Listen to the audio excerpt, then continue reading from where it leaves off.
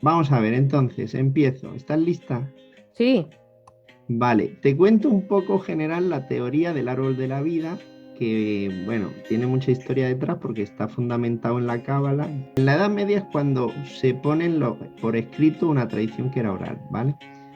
Entonces, yo te he hecho aquí un esquema, aunque originariamente nos hablaba de los planetas, sí que es verdad que hay mucha semejanza entre estos circulitos, que los llaman sefirot, sí. y los planetas. Entonces, yo te he puesto aquí en la diapositiva para que luego entiendas cuando hablamos de uno o en otro o de otro la semejanza que tiene con arquetipos planetarios. Lo que tienes que entender es que nosotros, los humanos, nos movemos en el reino de la Tierra. El reino de la Tierra, por excelencia, lo físico, lo material, está aquí abajo en el reino de Malhut, ¿vale? Que como ves, pues se asemeja con la Tierra. Pero no solo la cábala, el budismo, el hinduismo, pues sobre todo tradiciones orientales consideran que Dios, la divinidad, era el todo, ¿no? Y que realmente la tierra se originó a partir del todo, ¿no? En cábala se dice que se produjo como un Big Bang, una autocontracción del todo que dio lugar a la tierra. Entonces, por eso siempre se habla de cómo es arriba, aquí en el cielo, uno, que sería el Keter, que se asemeja con Neptuno porque es el planeta de la disolución. No tiene entidad física porque es casi una nebulosa y entonces esto sería el estado de disolución de la Tierra o del yo incluso, ¿vale? Cuando hablamos de las personas, pues claro, ¿qué ocurre? Pues que vamos atravesando etapas en la vida. Esto sería la etapa de la infancia y la adolescencia. La etapa adulta sería esta de aquí. Estás viendo el cursor, ¿no? Que te señalo. Todo, sí. Vale. Entonces, estas esferas son las de la etapa adulta, cuando ya empezamos a salir del ámbito de lo personal, que sería estas esferas 7, 8, 9, ¿vale? Y empezamos ya a relacionarnos socialmente. Estas esferas 4, 5, 6 hablan de lo transpersonal, ¿vale?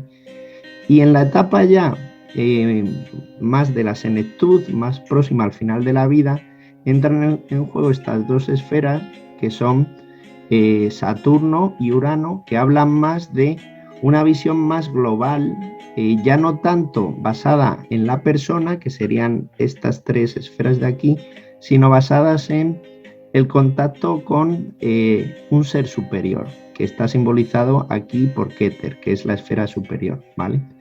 Entonces, digamos que vamos desde lo más material, cuando nacemos, nos vamos desarrollando la personalidad aquí en las 7, 8, 9. Luego, del yo pasamos al nosotros o al tú o al todos, ¿vale? Que sería 4, 5, 6. Aquí es cuando trabajamos, formamos una familia, buscamos una función social, ¿vale? Y luego ya entendemos que en teoría, pues cuando ya la sabiduría se adquiere, cuando nos damos cuenta de que somos parte del todo, que esto ya serían las esferas superiores, ¿vale? Ujú.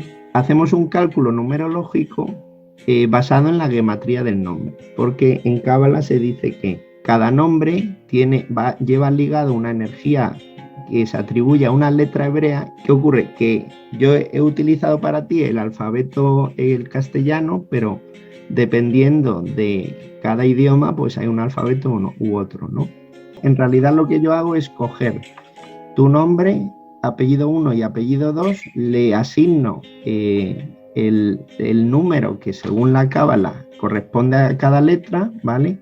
Se suman todas las letras del nombre, del apellido 1 y del 2, y luego se hacen dos combinaciones. Cada número es un sendero del árbol de la vida. Entonces, cada línea del árbol simboliza un numerito de la hoja que te he mandado, ¿vale? Ajá, sí. Digamos, la hoja es lo primero y después se plasma en el árbol. Eso es. Vamos, te he puesto aquí la cábala que te he mandado, la de la derecha, es el método tradicional, que es el Sí. de Jaime Villarrubio, ¿vale? Ujú. Si te fijas, he hecho aquí eh, una más ampliada. Sí. Tenemos líneas, y esto es lo que tienes que ver, que hay tipos de línea. Hay líneas que son continuas, eso quiere decir que la energía fluye bien entre esos dos senderos.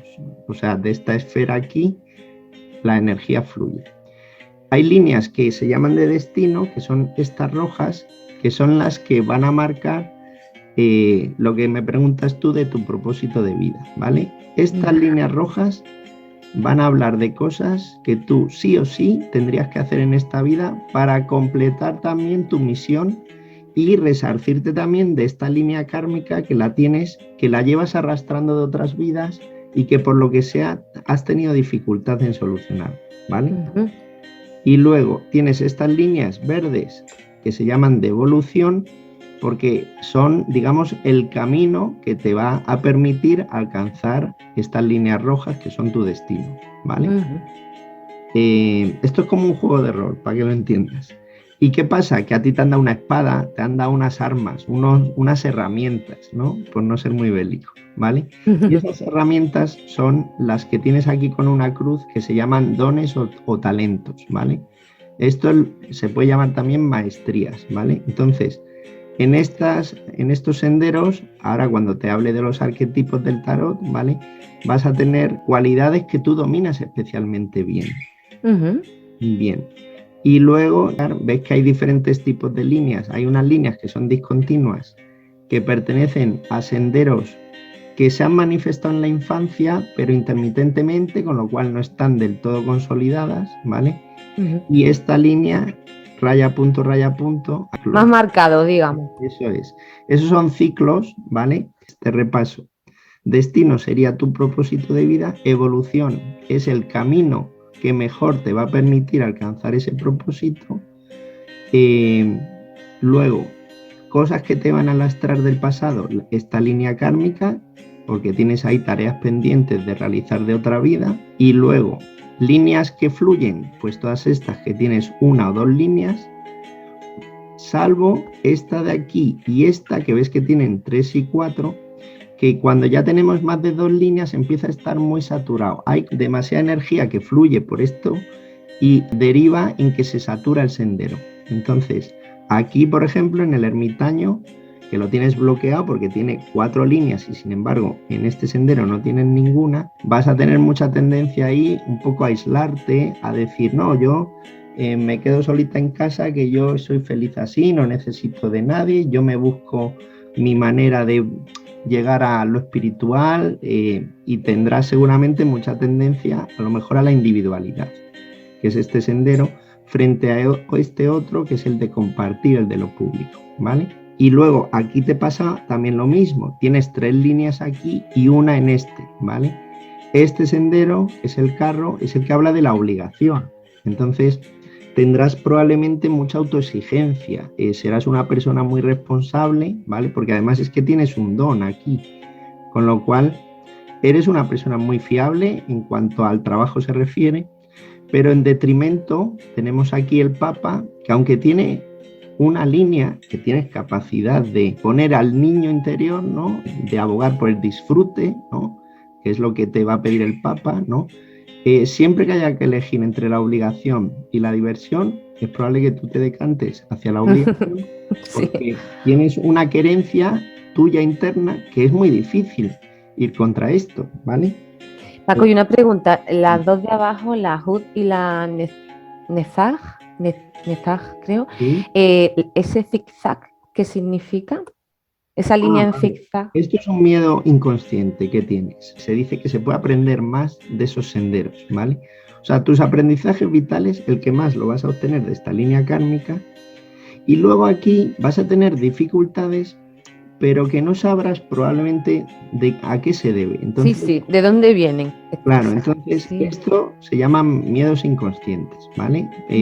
Una línea que se llama oculta y que está latente, digamos que influye en tu manera de actuar, pero tú no eres consciente de esa influencia. Lo que siempre vas a tener que tener presente es que lo que se intenta en Cábala es equilibrar. Entonces, cuando se habla de corregir, no es porque seamos seres imperfectos, sino porque intentamos buscar el término medio. Equilibrar las energías, de eso se trata, claro. Eso es, ¿vale? Entonces, mira, me preguntabas antes lo del cuerpo. Puedes ver, y esto lo leen así la gente que hace cosas de bioenergética con Cábala, ¿vale? pues ves que la esfera 1, la sefirá, se llama en Cábala 1, Keter, está, digamos, con el chakra de corona. Sí, para identificar. ¿Vale? Entonces, que sepas que este es el chakra que te conecta con el universo. Luego, aquí tienes el 2 Jogma y el 3 afectan mucho a la cuestión mental. Y luego tienes aquí el 4 y el 5, ¿ves? Que son los brazos y los hombros. El chakra corazón sería Tiferet, porque es como donde está el verdadero yo, ¿vale? Y luego el 9, 10. Este es como la parte sexual, más Sí, instintiva, ¿sabes? la creadora, sí. Sí, entonces ese sería Yesod, porque en Yesod también radica aquí la personalidad, ¿vale? Y el ego. Entonces, esta es como la parte que nos identifica como eso más instintivo que tenemos, ¿no? Como más animal, ¿vale? Y 7 y 8 a veces se asemejan aquí a partes de las vísceras. Hay gente que hace medicina natural y yo lo que hago es leer a nivel teórico, más psicológico, ¿vale?